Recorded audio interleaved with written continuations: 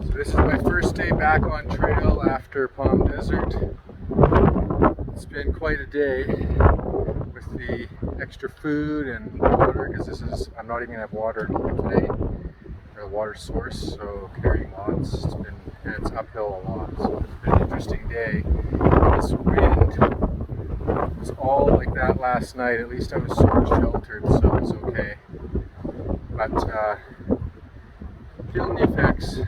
I forgot to eat dinner last night. By the time I set up and it was bedtime, I just forgot.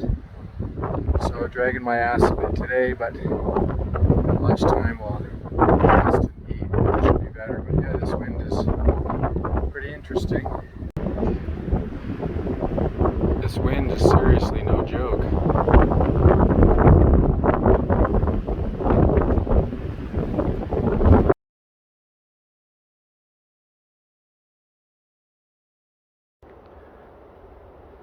It's as big as my foot.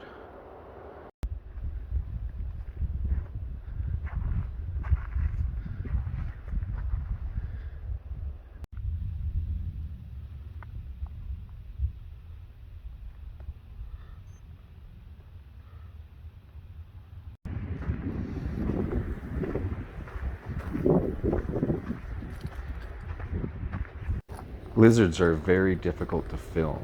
They get very nervous and skittish and run off at its earliest sign. So in addition to everything else, this section of the trail has supposedly between 70 and 100 blowdowns. So this is the third or fourth one I've come across, but it's going to be a lot of this, where it's either got to go over, under, or around. Just like the song.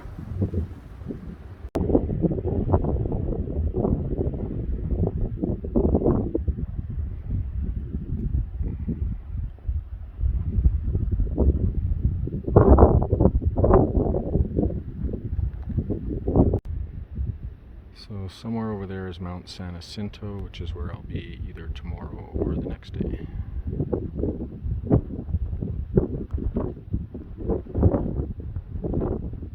So my first day back from Palm Desert, this is going to be my camp spot for the night. I'll camp behind those bushes just to get some wind protection, but I've got pretty sweet views east and west. So, and it should be quiet here. There's not a lot of spots. So it'll be nice. There's dinner. Second ramen should be ready in about 20 minutes, just soaking in the sun. So to the ramen I add just powdered peanut butter, some nuts, and chili flakes. So it tastes pretty good.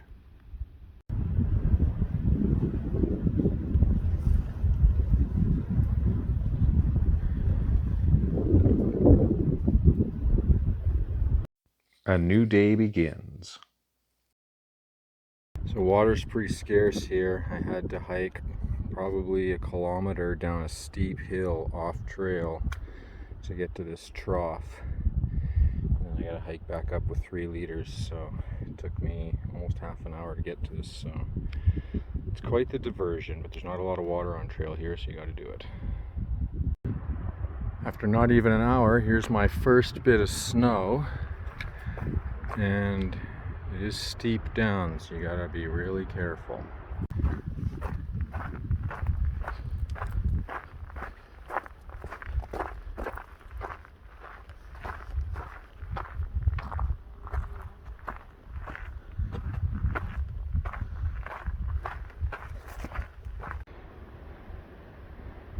So today it's been a lot of this really narrow path, cliffside,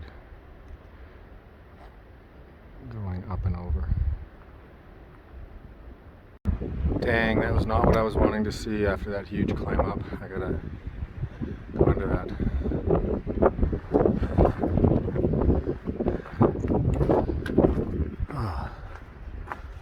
Or maybe up and over, who knows. Can't go under it, don't want to go over it, gotta go around it. So this place was burned obviously once before. There's the first bit of poodle dog bush, so you definitely don't want to be touching that. It's right on the trail basically. And then you go through this little saddle ridge up and around. Poodle dog bush is a toxic plant that can give you respiratory problems by touching it, and if you're prone to that sort of thing, can actually send you to the hospital. Oh, well, this section is not easy. There's so many blowdowns on the trail. I've crossed like 6 just in the last couple of minutes. Oh my goodness.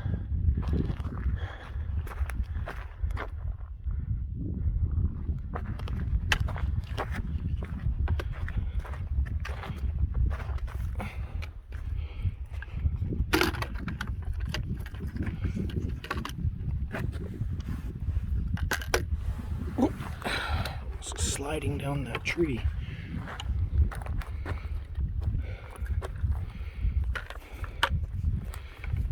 Ooh.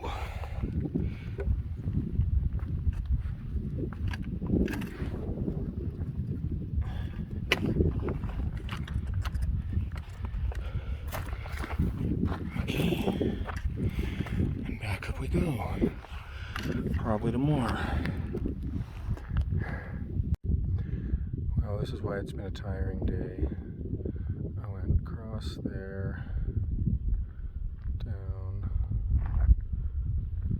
across that one, up, across the back side of that one, down, and then once more up to the one in the back and around.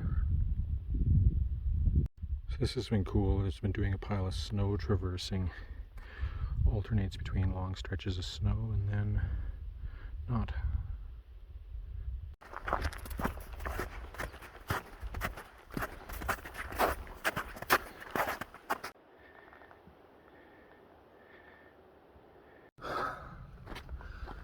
Oh my gosh, I'm just so tired today.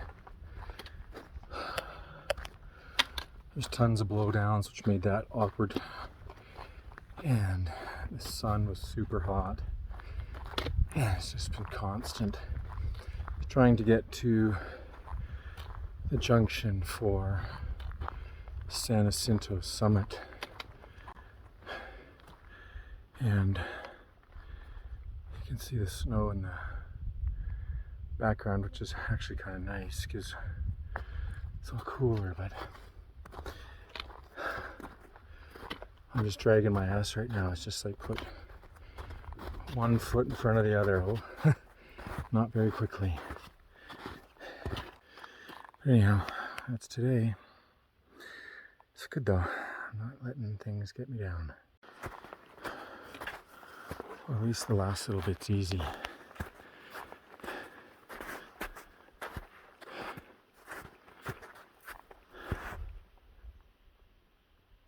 So we're at the base of Mt San Jacinto. Apparently Melvin from Belgium and I are going to be summiting at, we're waking up at 3 a.m. so this should be interesting to get a sunrise summit. Okay, it's 4 a.m. and we're about to do sunrise summit with Melvin, Kimberly and Roxy. So hope we get up there for 6 a.m.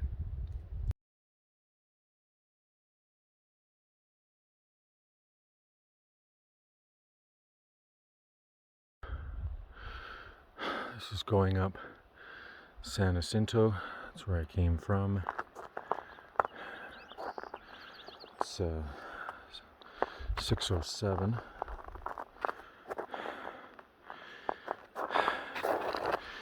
This is where I need to go.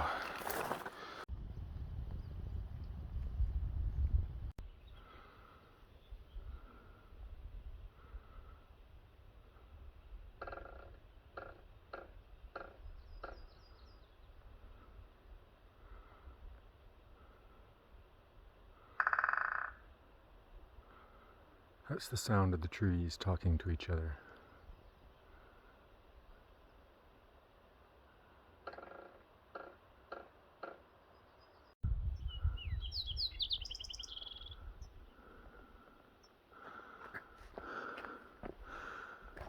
This is the last switchback,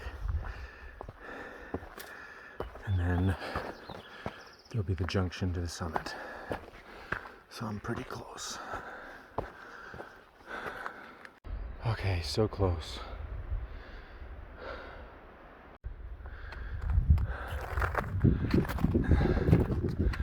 And there it is. Got up at 3 a.m., started at 4. 20 episodes over here, top of the world. Came up with Mel from Belgium.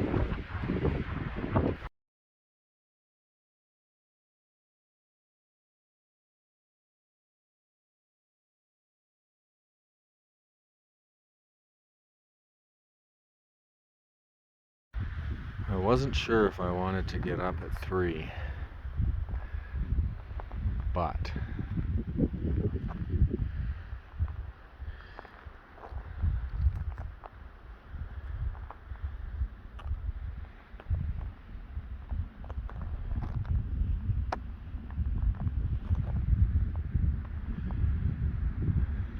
I don't do this every day.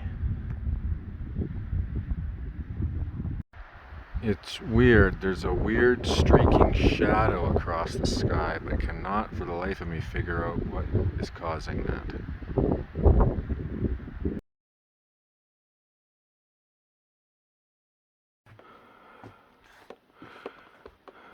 This is the search and rescue shelter at the top of San Jacinto.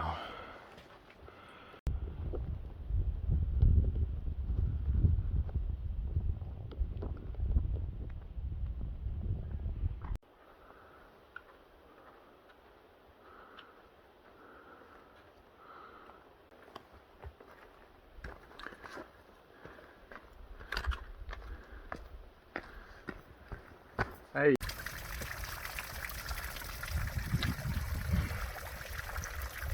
On the way down from San Jacinto, this is much needed.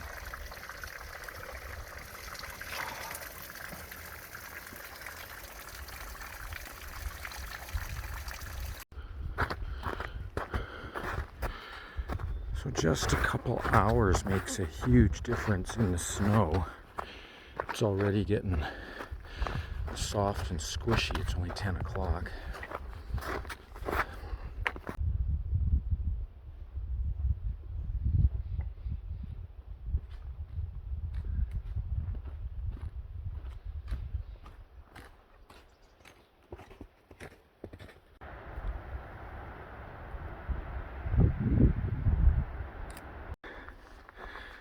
The entire floor is just littered with pine needles everywhere.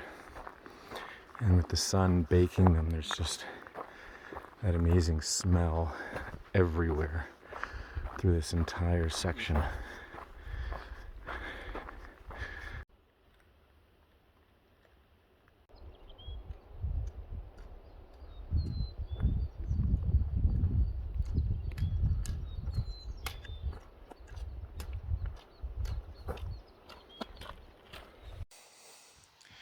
This whole tree is hollowed out. Holy, I was so tired earlier I could hardly walk. Took a rest at the last water stop because it's 20 miles to the next source. I'm carrying like actually a little lighter than normal, about 4.5, but anyhow. But now it's the last 800 feet down in snow. So spikes on and snow basket. And away we go. Well, it's a good thing I'm a stubborn German, because quite frankly that's about the only thing keeping me going right now. It's just force of will. Just so tired. I didn't bring enough food when I left Palm Desert. I was packing as if we were still hiking hills, when in fact we're hiking mountains. So, but almost there. Less than half a mile. So, guess this is a teaser for hiker hunger. But almost there. Okay, almost at camp. Left engine gone. Rear thrusters gone. Stabilizers gone. Fuel empty long time ago. Landing gear about enough to crash. So hopefully we're almost there. More than just the hunger, it was the altitude that was affecting me. And in the end, all I had the energy for was one final picture. And with a new morning, all the tiredness of the previous day just melts away.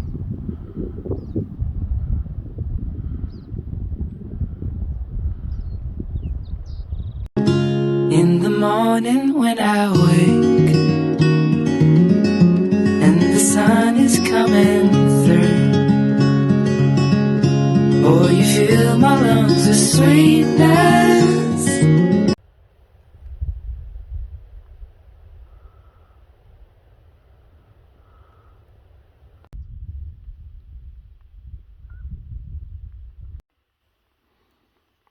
These look like arbutus, but I believe they're called manzanilla trees.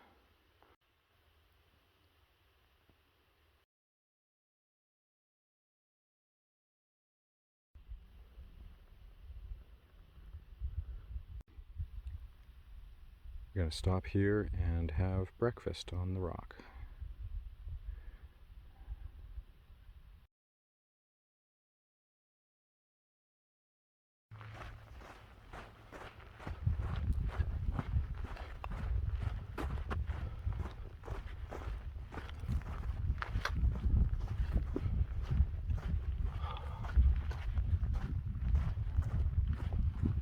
Wow. Alright, I just came around the corner and the trail's washed out. So be careful.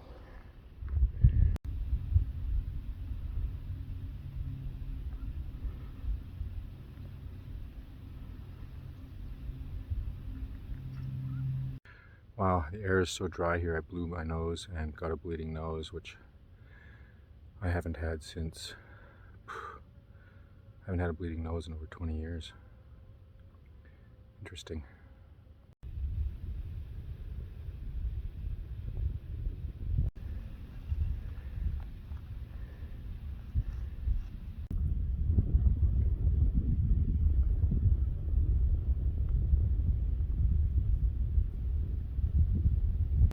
So this is Fuller Ridge, the mountain that I've been switchbacking all morning.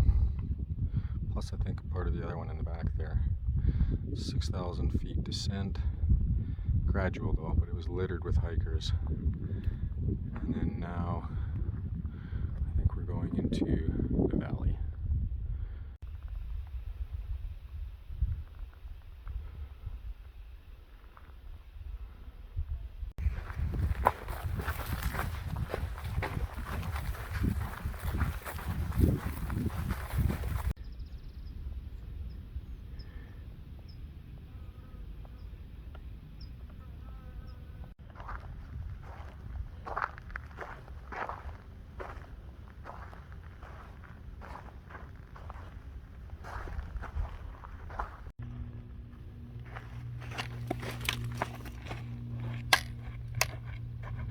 Alright, it's official. Previous record was just over 200 kilometers and now it's in miles. It's awesome. Well, they're quite a ways in the distance, but those are wind farms.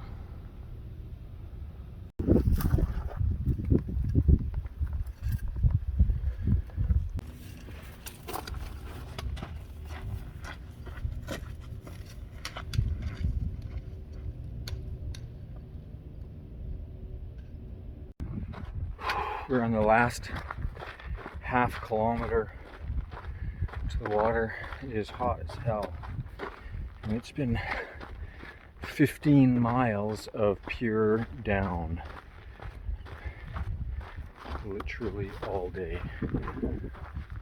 Hopefully, well, not hopefully, we'll be in the water imminently, and then that's where we can give the legs a rest.